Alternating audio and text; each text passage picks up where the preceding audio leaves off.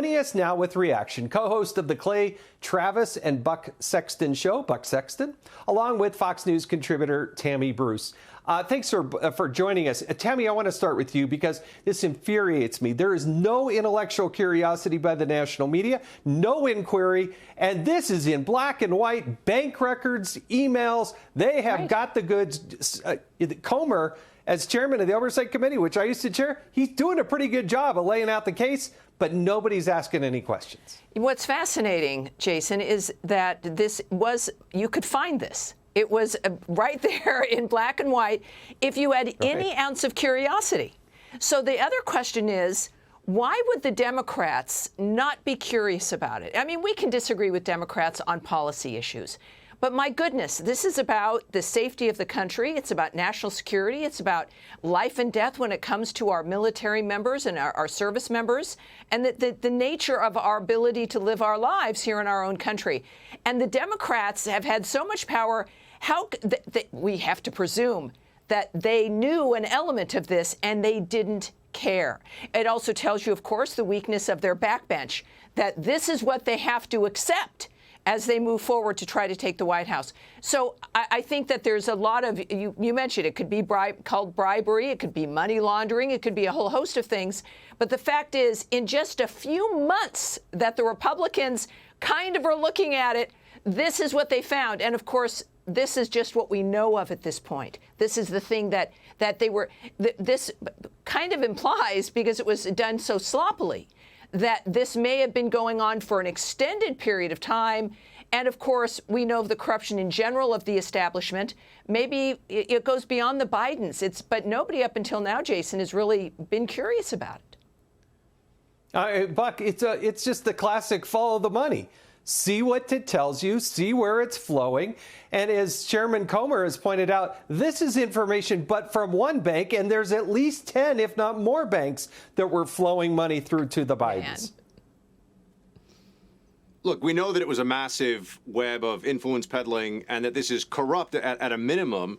But I think what you also have to look at is where the money is coming from. Isn't it interesting? It's a big world out there, and yet the Bidens were getting money from Ukraine and China, the Chinese Communist Party, two countries where obviously there's a lot of corruption, a lot of U.S. foreign policy interests at stake, a lot of global foreign policy interests at stake beyond that. And they thought they were buying something with this money. They were not buying Hunter Biden's legal expertise.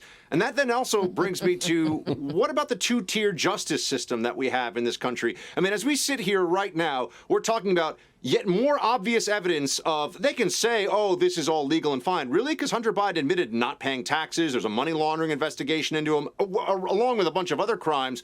We're sitting here talking about more evidence of what the Bidens were up to here, getting paid off by, in the case of the Chinese Communist Party, our most important global opponent. And yet Donald Trump may be arrested next week for hush money payments, we're being told. Right. That's being reported all over the place. I mean, you couldn't see any more clearly. Hunter Biden can do whatever he wants, break whatever laws he wants. No one ever even thinks he's going to get charged, realistically. And Donald Trump has 15 investigations against him, all of which are bogus and nonsensical, and yet he's actually the one who might get arrested. Yeah, to Buck's point, Tammy, this whole idea, why did they get this money? What was it that they were doing? Because you're right, it wasn't for his legal expertise. And this money is flowing from all over the world. It was coming out of China.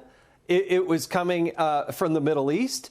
It came out of Romania via Louis Free, $100,000 go to Joe Biden's grandkids. I wonder what the grandkids were doing to help the Biden family enrich themselves.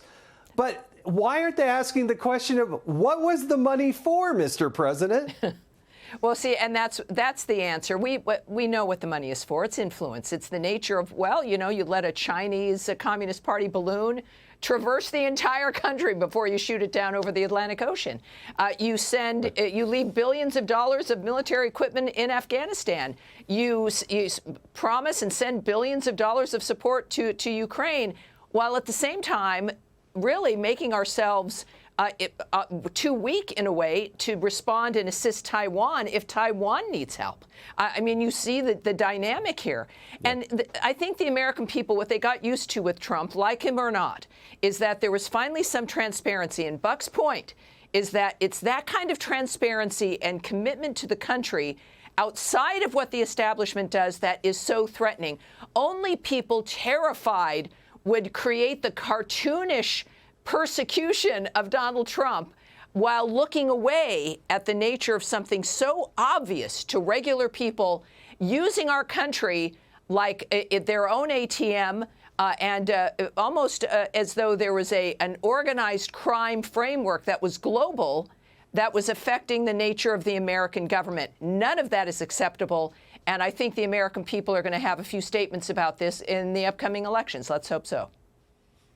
Yeah, and Buck, you know, it's interesting. I read through the statements that the representatives for the Biden family come out with, and guess what? If you read it carefully, they don't actually deny it. They don't actually deny that this money is going into the Biden bank accounts. And again, no questions, no curiosity, no reporting, certainly not going to be on the front page of newspapers. Well, it's fascinating. They also no longer really deny that the laptop that lays all this out and is the reason why we know 10% for the big guy and all the rest of it, the laptop that came from that computer repair store, Hunter Biden is now suing that guy for invasion of privacy. That came out today as well. So you look at what we've been told about this all along. Oh, it's a witch hunt. There's nothing there. No, actually, everything that has been said so far about what Hunter Biden and more importantly, the Biden family. This is not about a wayward crackhead who is having lots of problems and doing stupid things and taking photos of himself with a boa in his tighty whities. That is a part of it, and we have all seen this. This is really about the effort to try to buy access to the guy who is now the president of the United States. And, you know, I come from an intelligence background, right? In the intelligence world, you give people money, you try to get them on the take from you so that you can leverage that later down the line. I mean, so to Tammy's point, they were making investments here, certainly in the immediate access they could get after Biden was no longer vice president. But there's no reason to believe that the access entirely is gone or that any of the possible compromat or compromising information they may have gotten access to from these interactions wouldn't be leverage for foreign policy adversaries or a whole host of bad guys down the line. We have a compromised president. They lied about Russia collusion with Trump. When you see what's going on with the Biden family, it's like everything they said Trump was doing, Biden was actually doing. And that's the world we're supposed to live in now. And now they're going to arrest Trump possibly over the Stormy Daniels nonsense. It's crazy. If I could add one thing. That's just one thing, in the sense that Hunter Biden, who clearly has and had serious problems, was used in this process. You know, a crackhead, he admits it, drug addict, and that's the member of the family that was used to maneuver all of this. This is how craven this system is that the Bidens apparently, including the brothers, were using. And the American people have to know that.